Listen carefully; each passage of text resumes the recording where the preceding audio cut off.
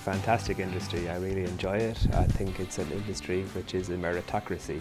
And what I mean by that is you get out of it what you put into it. It's very hard to blag in the industry. You can either do it or you can't, you know. And if you work hard, you get where you're going. And if you don't, you won't. There's no shortcuts in it.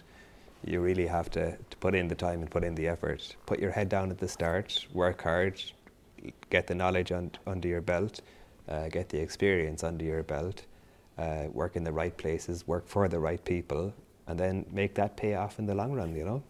There's going to be setbacks on the way, you know. You're gonna make a few mistakes. You'll make a few errors of judgment on where to work, and you know.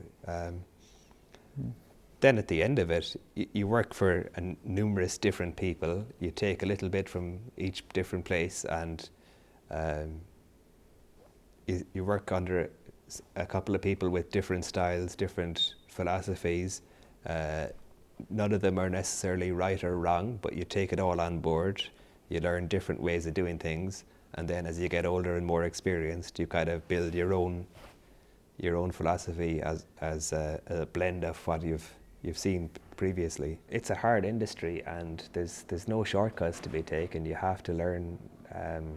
You have to learn it from the ground up, you know, and you have to be willing to spend enough time on the base level to learn it. You're doing it for yourself. You're learning your own craft, your own trade. So the ball is in your court. Okay. You're going to get out of it what you put into it. You can't rise up the ranks too fast, or you won't have that depth of knowledge behind you when you are meant to be in the driving seat and controlling things. Work under a chef who's known for teaching and for turning out good chefs, and it's one thing being able to do something, it's another thing being able to teach and mentor. So there are chefs who do that exceptionally well. There's some fantastic learning kitchens. Campania in Kilkenny is one of those proper places where everything is done correctly, and you'd have to say 1826 a day is a similar establishment, but there's more. There's loads of places like that. You went to Wild Honey yourself. You know, that's another very, very strong stable where everything's done properly, the old-fashioned way, but to great effect and to great use.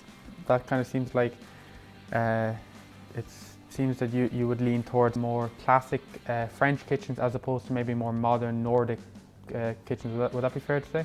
For a grounding, yes. For a grounding, yeah. They're all places where good old-fashioned cookery takes center stage, and if you've got that under your belt, and if you know that, and if you're comfortable with that, then you can stretch your legs and you can do whatever pops into your head. But you can't do it without a solid foundation.